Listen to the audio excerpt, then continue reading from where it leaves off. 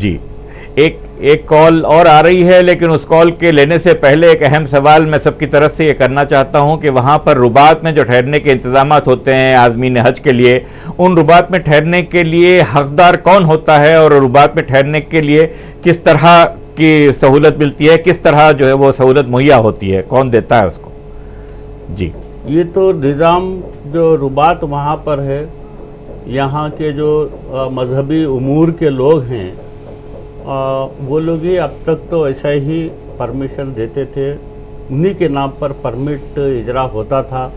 لیکن اس سال کوئی نیا پھر اس کے جو ہے دعوے دار پیدا ہو گئے، کچھ نئے جھگڑے ہو گئے، 2 لسٹ تیار ہو گئے.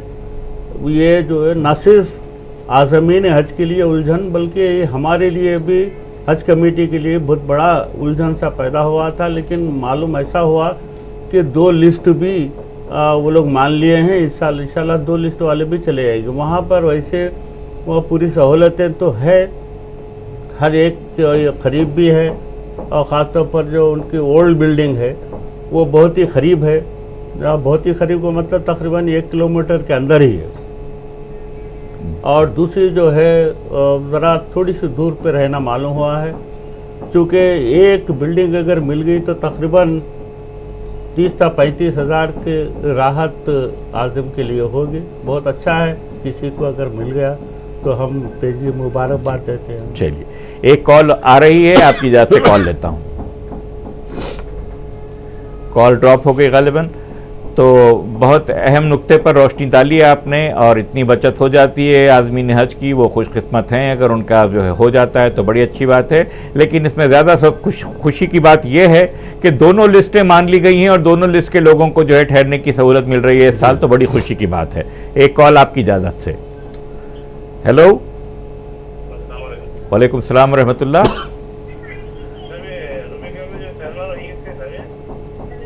میں آپ اپنا نام فرمائیے جناب، اور کہاں سے بات کر رہے ہیں آپ؟ جہنما سے بات کر رہے ہیں عبد القادر صاحب. اپنا سوال پوچھئے سر. یہ پوچھنا ہے کہ اپنے حج کے لیے جانے سے پہلے جیسا کہ لوگ بتا رہے ہیں ہمیں چاول لے کے جانا ہے، 15 کلو چاول لے کے جائیے، کچھ آٹا واسطہ لے کے جا سکتے ہیں یا نہیں؟ جی اس سوال پر کچھ روشنی پہلے ڈال چکے ہیں چیئرمین صاحب، پھر ایک بار آپ کا جواب دیتے ہیں. آپ کو شکریہ آپ کے فون کرنے کا. دیکھیے جناب، ویسے غذائی اجناس وغیرہ لے جانا ممنوع ہے، چاہے وہ چاول ہو یا دال ہو، ایسے کوئی بھی چیزیں. لیکن وہ کیسا بھی لے کے جاتے ہیں کھانے کے لیے، چونکہ یہاں ہمارے لوگ ایک مخصوص قسم کا چاول کھاتے ہیں جو وہاں پر نہیں ملتا، یا ہوتا ہے ایسا. تو خیر ہم اس تعلق سے کچھ کہنے سے تو ہم ذرا گریز کریں گے. بہرحال جہاں تک ہو سکے ایسی چیزیں مت لے جائے، جیسا گھی ہے، تیل ہے، وہ کیونکہ ہوائی جہاز سے جاتے ہوئے لے جانا پڑتا ہے. اگر وہ ہوائی جہاز اگر آپ کے بیگ میں سے اگر وہ جو ہے نکل گیا یا کچھ لیک ہو گیا تو پھر جہاز کے لینے کے دینے پڑ جائیں گے. ایسے ممنوع چیزیں مت لے جائیے، جیسا گیس بھی ہے، یا اور کوئی چیزیں ایسی ہوتی ہیں جیسے کھلونے وغیرہ، جو بچے اور پستول نما کھلونے وغیرہ، وہ بھی ایسی چیزیں مت لے جائیے. باقی چیزیں انشاءاللہ آپ لے جا سکتے ہیں آرام سے. جی امید کہ آپ کے سوال کا جواب مل گیا ہوگا آپ کو. میں اور بھی دیگر عازمین حج سے اپنی طرف سے بھی یہ کہنا چاہتا ہوں کہ مجھ نہ سمجھ کی سمجھ میں یہ چھوٹی سی بات ایسی آتی ہے کہ جب آپ حج پہ جاتے ہیں تو آپ اللہ کے مہمان ہوتے ہیں. اللہ سب کا رزاق ہے، وہاں بھی اس کی رزاقیت اور زور و شور میں جو ہے رہے گی، تو یقیناً وہاں پہ اپنے رزق کا انتظام اچھے سے اچھا ہی ہوگا اللہ کے فضل و کرم سے. تو اس طرح کی صعوبتیں اٹھا کر یہ غذائی اجناس لے جانا اور لے جا کر خود بھی پریشانی میں پڑنا اور دوسروں کو بھی پریشانی میں ڈالنا، یہ کوئی مناسب بات نہیں ہوگی. بہت ممکن ہے کہ ٹھیک بالکل اپنے پسند کا چاول نہیں ملتا ہوگا، لیکن اور اچھے سے اچھے قسم کا چاول وہاں ملتا ہے، ہر اچھی سے اچھی غذا وہاں پر ملتی ہے. تو وہ تکلیف مت اٹھائیے. حج کی غرض سے جا رہے ہیں، حج کی غرض سے جائیے، اور انشاءاللہ باقی کی ساری سہولتوں کو اللہ کے اوپر چھوڑ دیجئے. وہ یقیناً جو ہے کارساز ہے، اچھے سے اچھا انتظام کرا دے گا آپ کے لیے.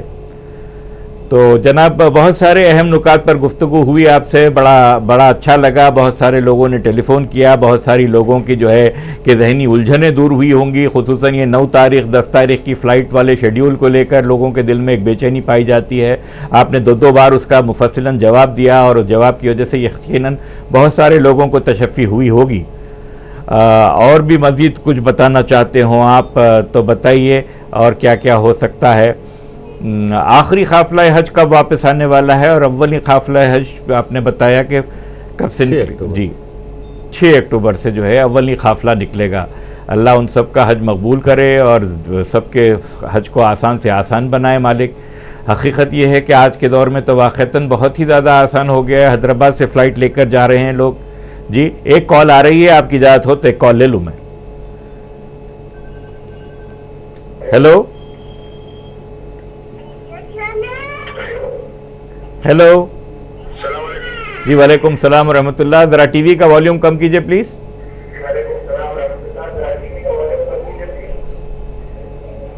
جی مولانا، یہ میرے والد والدہ ہے، الحمدللہ اس سال حج کو جائیں گے انشاءاللہ. جی تو مجھے یہ معلوم کرنا تھا کہ کھانا آپ لوگ وہاں پہ پرووائڈ کریں گے یا پھر یہ لوگ کھانے کا وہاں پہ خرید کے؟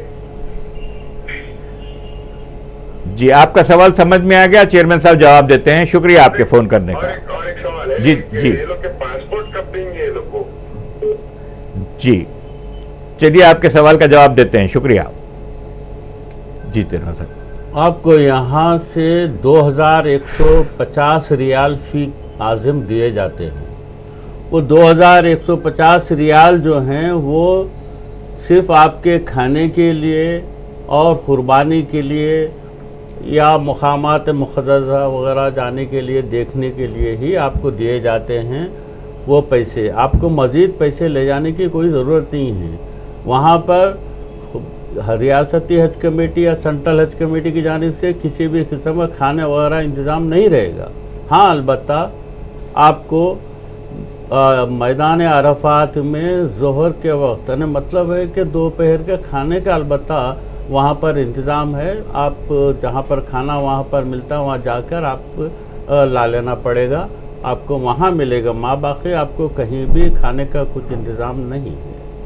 جی امید. اور جی چونکہ 6 اکتوبر سے جہازیں جا رہی ہیں، پورے 19 اکتوبر تک جاری رہیں گے انشاءاللہ. تو آپ کو پورے سہولتیں آپ کو پاسپورٹ دینے کے لیے یا کچھ اور جو پورے کے پورے 2 دن پہلے، مثال کے طور پر 6 تاریخ ہے تو 4 تاریخ کو آپ آئیے، آپ کا پاسپورٹ دیا جائے گا اور آپ کا خاص طور پر فلائٹ کے جو ٹکٹس ہیں وغیرہ وہ سب دیے جائیں گے. آپ کو ہر چیز کی سہولت، اب کیا کیا سہولتیں اور ہیں انشاءاللہ آپ کو سب بتلائی جائے گی اور 2 دن پہلے آنے کے بعد. چلیے امید کے جواب مل گیا ہوگا آپ کو آپ کے سوال کا. ایک سوال اور آیا تھا ہمارے نوجوان دوست امجد صاحب کی طرف سے کہ عازمین حج کو کیا تجارت کی اجازت ہے. ان کا سوال غالباً شرعی نقطہ نظر سے بھی ہے اور جو ہے حکومت کے طرف سے بھی، کہ حکومت کی طرف سے کیا اجازت ہے عازمین حج کو کہ وہ کسی طرح کی تجارتی ایکٹیویٹی میں ملوث ہوں. کیونکہ ویسا وہاں پر ایسا کوئی دوسرے تجارت وغیرہ کرنا تو سعودی گورنمنٹ کی طرف سے تو ممنوع ہے. اور وہاں پر دیکھا جاتا ہے کہ جو ہے بہت سے لوگ آتے ہیں، آ کے وہ روڈوں پہ اپنا سامان وامان رکھ کے جب بیچتے ہیں تو پولیس والے یا کوئی بھی آتے ہیں انہیں آ کے بھگا دیتے ہیں یا انہیں پکڑ کے لے جاتے ہیں. جی تو اس طریقے سے وہاں پر اگر کوئی تجارت وغیرہ کرنے کے ایسے غرض سے خاص طور پر جانا ہے تو پھر وہ تو اجازت لینا ہی پڑے گی، اور بغیر اجازت کے تو وہاں پر کچھ نہیں ہوگا. جی ایک کال اور آ رہی ہے، اس کا سوال لیتے ہیں. کال ڈراپ ہو گئی تو چلیے جواب مل گیا کہ جو ہے تجارت کرنا ممنوع ہے وہاں کے قانون کے حساب سے، مطلب شرعی طور پر بھی جو ہے وہ مناسب نہیں ہے. کال آ رہی ہے، کال لیتے ہیں سر. ہیلو. السلام علیکم. وعلیکم السلام ورحمۃ اللہ. یہ حج کا جو پروگرام چل رہا تھا اس میں ایک سوال کرنے کا. ارشاد پوچھیے. اب یہ حیدرآباد کے جو حاجی ہیں جو हैदराबाद में रहते हैं, जाने के लिए हज हाउस रिपोर्टिंग करने के बाद में फ्लाइट से कितने टाइम पहले हज हाउस को आना पड़ेगा। दूसरा सवाल ये है कि जो 9, 8, 9, 10 तारीख को आगे जाने वाले थे उनका शेड्यूल जो चेंज हो गया है, अगर वो मेहरबानी करके फ्लाइट शेड्यूल फिर एक मरतबा पेपर में डाल दें, इससे पहले डाला गया था, तो वो जानकारी के लिए बहुत उपयोगी होगा। बहुत अच्छा सवाल है, बहुत अच्छा सवाल है आपका, सवाल समझ में आ गया, आपको जवाब देते हैं चेयरमैन साहब। शुक्रिया जी। देखिए, जब भी आपका जहाज़ है उससे 2 दिन पहले आपको हज हाउस आकर रिपोर्टिंग करना बहुत ज़रूरी है। याद रखिए, 2 दिन पहले आपको रिपोर्टिंग करने के लिए आना है, और आते वक्त आपके हमरा जो लाते हैं दस्तावेज़ात, उसमें ख़ास तौर पर याद रखिए वहाँ से जो कन्फर्मेशन कार्ड आता है कि आपका जहाज़ कब है, तो वो कन्फर्मेशन कार्ड लाना है। हैट कार्ड यानी हेल्थ एंड ट्रेनिंग कार्ड जो आपको दिया गया है वो लाना है, और साथ ही साथ पे इन स्लिप जो आप पैसे दाखिल किए हैं वो लाना है, साथ ही साथ 1-2 फ़ोटोज़। ये 2 दिन पहले आप अगर 4 आदमी 3 आदमी तो कोई एक आके रिपोर्टिंग कर सकते हैं। रिपोर्टिंग के वक्त ही आपको सही हम बतला देंगे कि जहाज़ आपका कितने बजे है। तो वो चूँकि हर रोज़ 2, 3, 4 भी जहाज़ें हैं, इसीलिए उसका नंबर भी हम देंगे कि ये जहाज़ है, इतने टाइम पे वहाँ जाएंगे। उसके बाद आपको 10 घंटे पहले, जिस दिन आपका जहाज़ है वो टाइमिंग से 10 घंटे पहले आप वहाँ पर हज हाउस तशरीफ़ लाइए, ताकि आपका वहाँ पर पूरा इमिग्रेशन से पहले आपको वहाँ पर पासपोर्ट दिया जाएगा, ज़रूरी दस्तावेज़ात दिए जाएंगे, साथ ही साथ आपका सामान है उसका भी आपको लगेज हो जाएगा, और 2-3 घंटे पहले भी इंशाल्लाह आप चले जाएंगे वहाँ पर।